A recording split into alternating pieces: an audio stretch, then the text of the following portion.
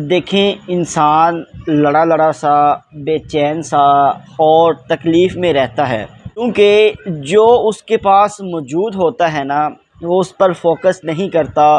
وہ اس پر توجہ نہیں دیتا، جس بنیاد پر وہ پریشان سا رہتا ہے، گلے کرتا ہے، شکوے کرتا ہے، شکایت کرتا ہے، وہ اپنے اللہ سے بھی ناراض رہتا ہے اور اللہ کے بندوں سے بھی ناراض رہتا ہے۔ وہ کہتا ہے کہ میرے پاس یہ نہیں، اس کے پاس وہ ہے، یعنی وہ طرح طرح کے خیال سوچ کر اپنے آپ کو خیالوں میں انڈلج رکھتا ہے،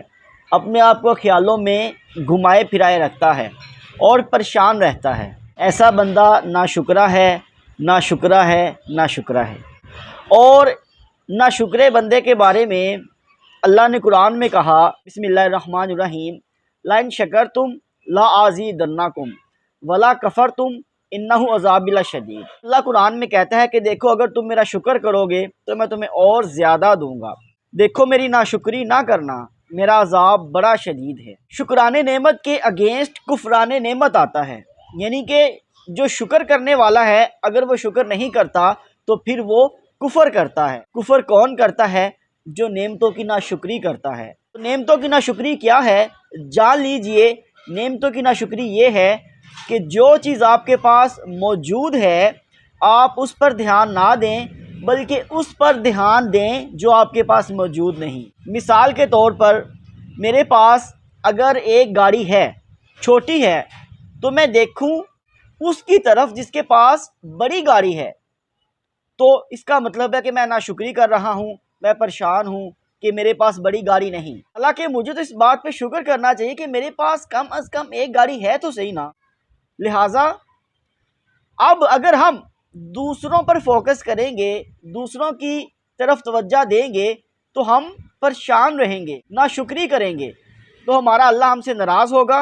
اور ہماری نعمتوں میں مزید کمی آ جائے گی اور ہم ذہنی ڈپریشن، انگزائٹی، سٹریس کا شکار ہو جائیں گے۔ تو اگر ہم اس کے بدلے شکر کریں گے کہ یا اللہ تیرا شکر ہے، لاکھ لاکھ تیرا شکر ہے کہ تو نے مجھے یہ چیز تو دی، تو نے مجھے صحت دی، اچھا لباس دیا، اچھا جسم دیا، اچھا بولنے کا انداز دیا، علم دیا، اچھے لوگ دیے سوسائٹی میں، میرے دوست احباب اچھے ہیں، سو آن سو فورتھ، تو اللہ ہم سے راضی ہو جائے گا، اس کے بدلے میں ہمیں اور نعمتیں دے گا، کیونکہ یہ اللہ کا وعدہ ہے کہ اگر تم میرا شکر کرو گے تو میں تمہیں اور زیادہ نعمت دوں گا، یعنی بڑھا کر نعمت دوں گا۔ تو جان لیجئے